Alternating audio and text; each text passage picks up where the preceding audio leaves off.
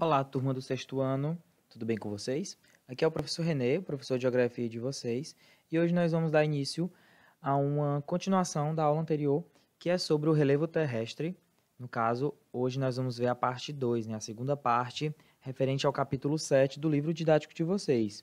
Hoje, como de costume, é uma quarta-feira, dia 29 de julho, e como toda quarta, nós temos aula de Geografia, e a aula de hoje, portanto, vai ser sobre o relevo terrestre, continuação do capítulo 7 do livro didático de vocês.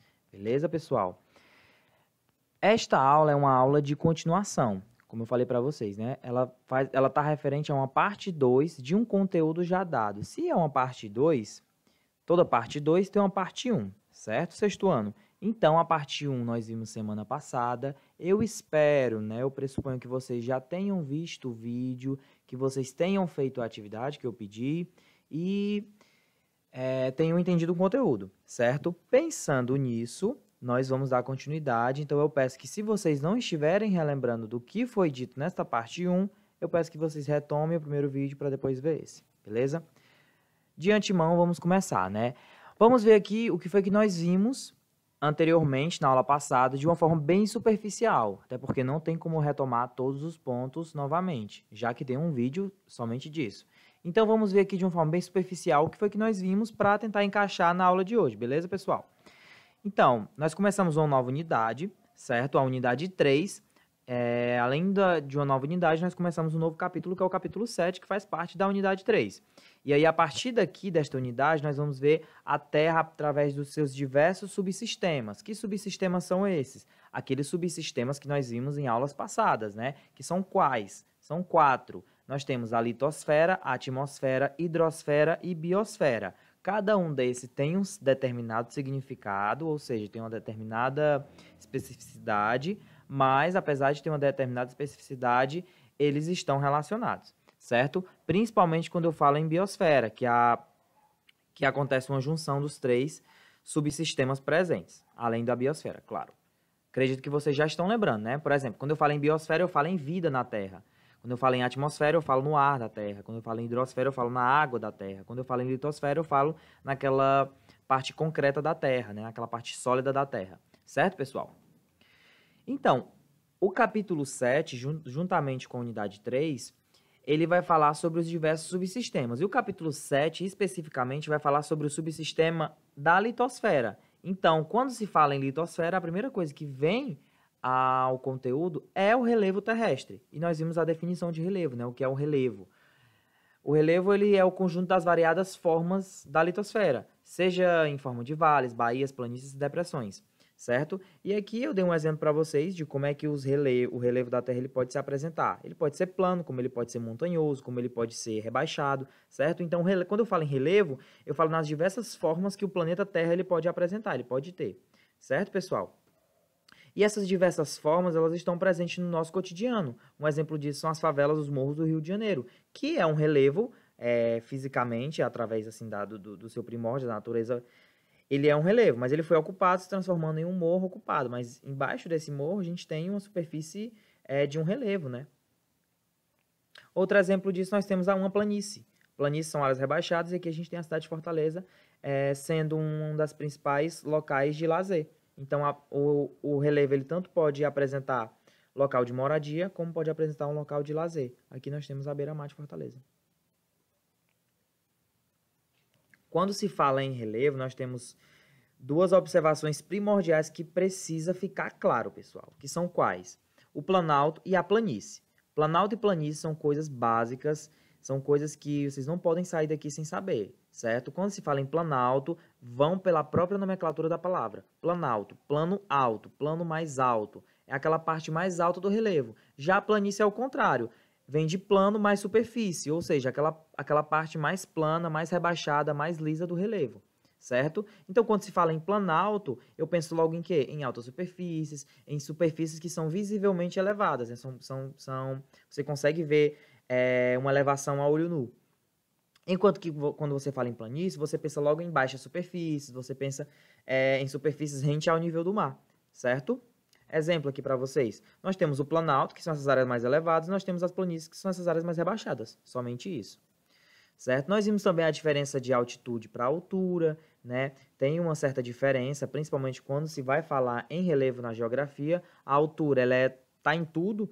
Por exemplo, quando eu quero medir, por exemplo, a altura de um poste, a altura de uma pessoa, eu uso essa palavra altura para medir. É uma distância que ela vai da sua base até o topo. Por exemplo, eu tenho 1,68 m de altura, né? Eu não falo que minha altitude é 1,68 m. Por quê? Porque a altitude ela está relacionada mais a coisas de geografia, né? A coisas de relevo. E aí a altitude ela não vai medir, por exemplo, da base até o topo. Ela vai medir a partir de uma coisa específica, que é o quê? O nível do mar. E aí eu mostrei para vocês na aula passada, né? Uma diferença, por exemplo, quando eu quero saber uma altura de uma montanha ou a altitude de uma montanha, né?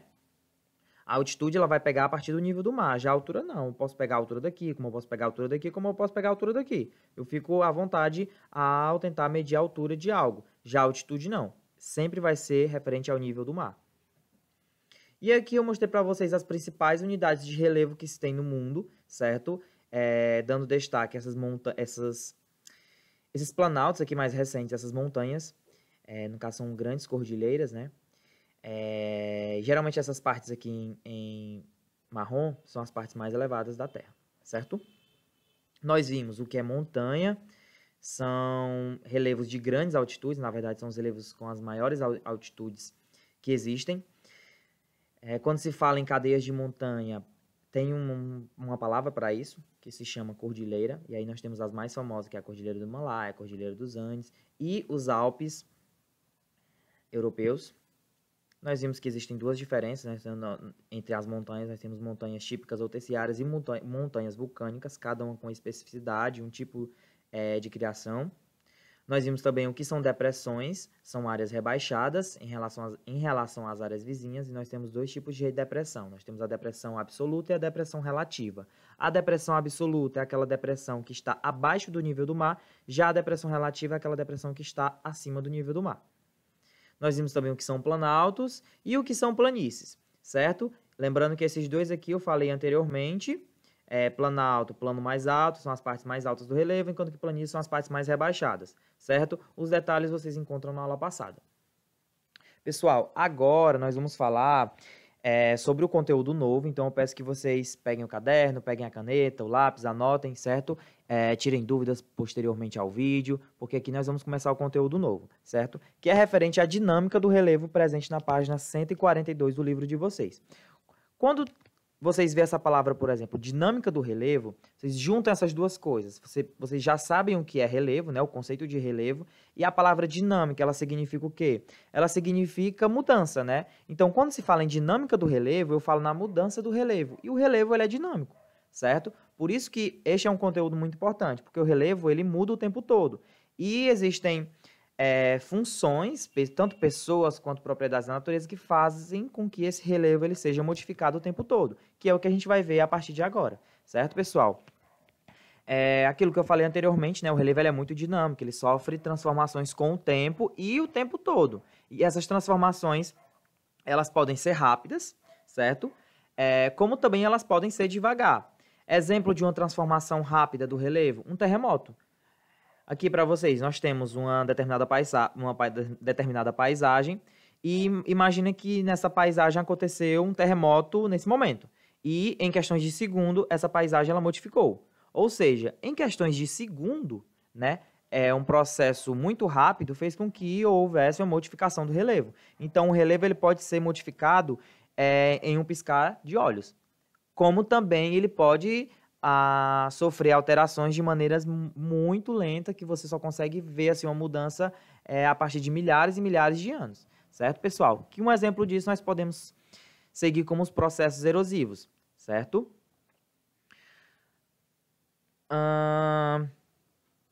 Pessoal, existem...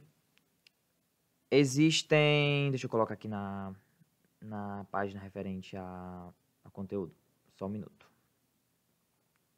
São planícies que a gente já viu, né? Pronto. Existem dois tipos de agentes que modificam o relevo. Que agentes são esses? Nós temos os agentes internos e os agentes externos, certo? O que é essa modificação do relevo? Aquilo que eu falei anteriormente, que o relevo está o tempo todo se modificando, seja um processo lento ou um processo rápido, e existem agentes, ou seja, tanto pessoas quanto coisas, que fazem com que esse relevo ele mude. E esses agentes nós denominamos de agentes internos e agentes externos. A própria palavra ela já diz, quando se fala em agente interno, está se referindo a agentes que acontecem internamente, ou seja, embaixo da Terra, certo? Agora, quando se fala em agentes externos, são aqueles agentes que acontecem em cima da Terra, ou seja, sobre a Terra. São agentes externos, são agentes fora, né? Interno é dentro, externo fora. Então, os agentes internos, eles acontecem dentro da Terra. Já os agentes externos são os agentes que acontecem fora da Terra, fora que eu digo em cima da Terra, certo? Onde a gente está agora. E aí os agentes internos, pessoal, eles estão relacionados com a movimentação das placas tectônicas, aquilo que nós vimos em aulas passadas, né? Exemplo aqui para vocês.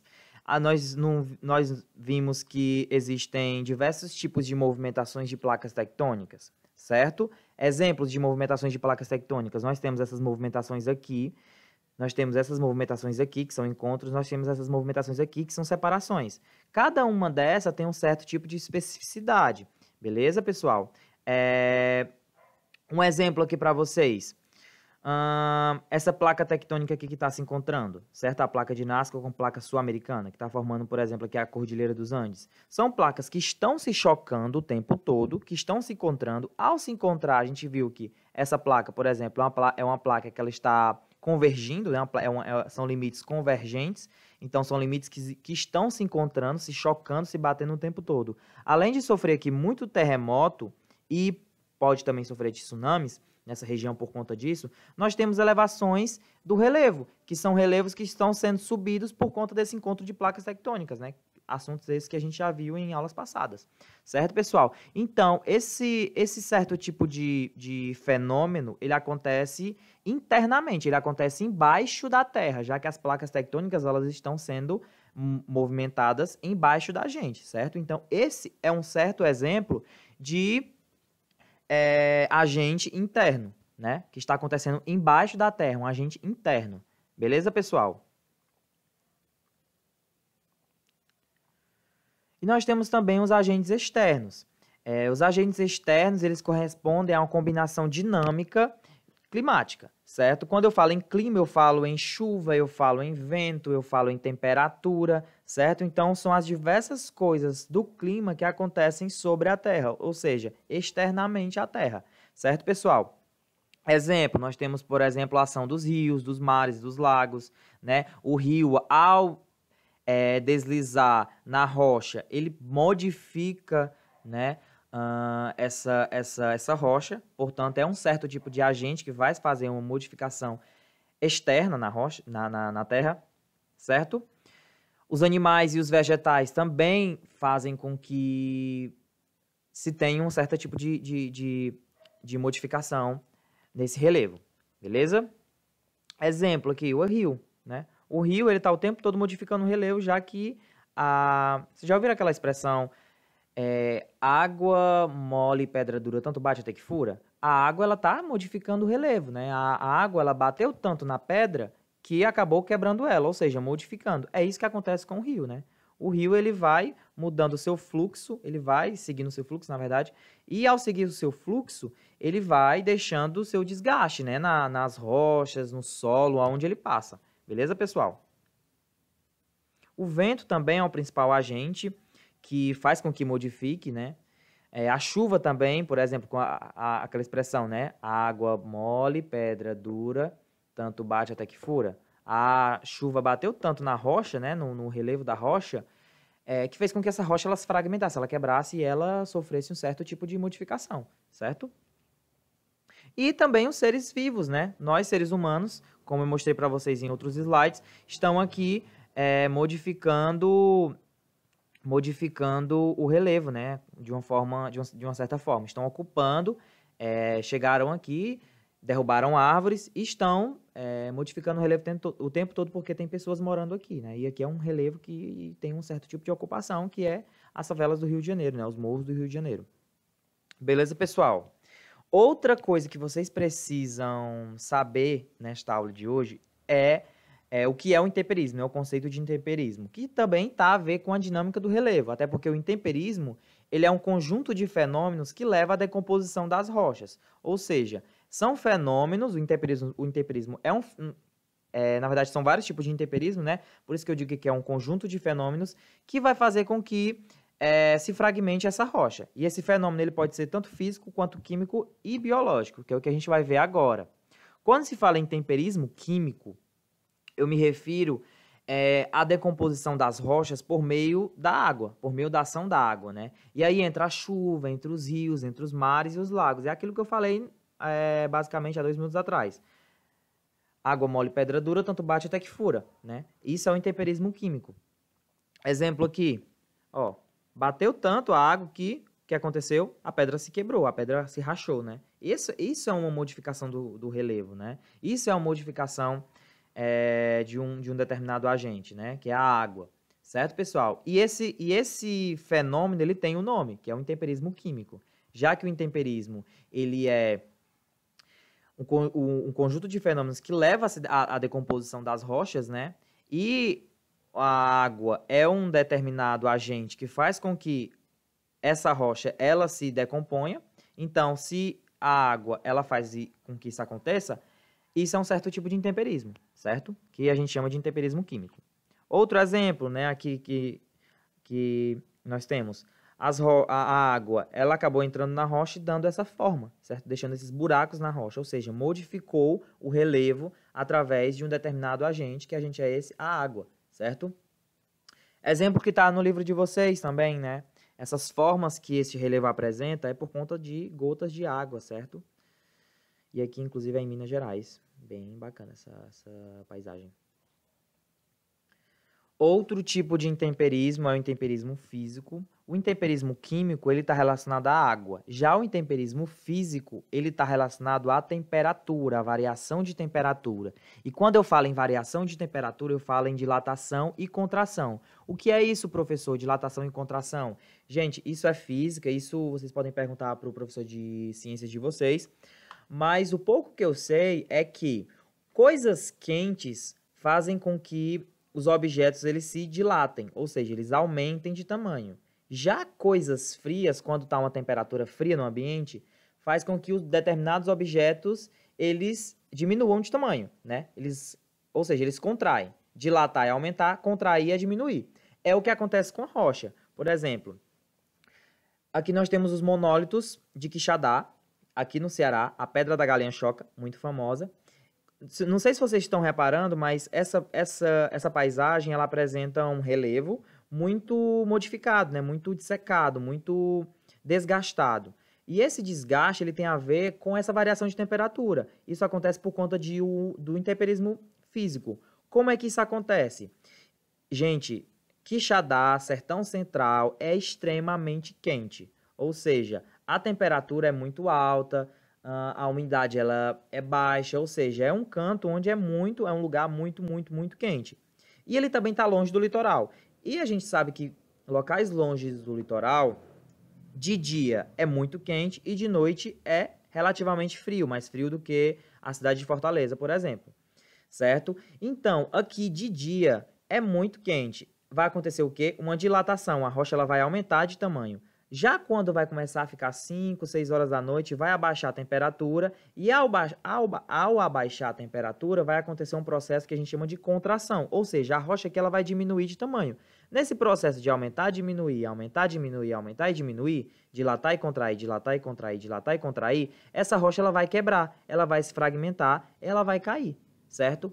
Esse processo físico, já que está variando de temperatura, vai fazer um desgaste nessa rocha, nesse relevo, que é o que vocês podem ver aqui, ó. Tá vendo esses blocos? São blocos que já caíram, certo? Por conta desse processo, dessa dilatação e contração, dilatação e contração. Como é que isso pode ser aplicado no dia a dia, no nosso cotidiano? Não sei se vocês já repararam, se não repararam, reparem a partir de hoje. Quando vocês estão em viadutos ou pontes, existem umas fendas que são dessa forma aqui, ó. Toda ponte, todo viaduto precisa ter essa fenda. Por quê? Lembra que eu falei que todo objeto no aumento da temperatura vai dilatar, ou seja, vai crescer de tamanho?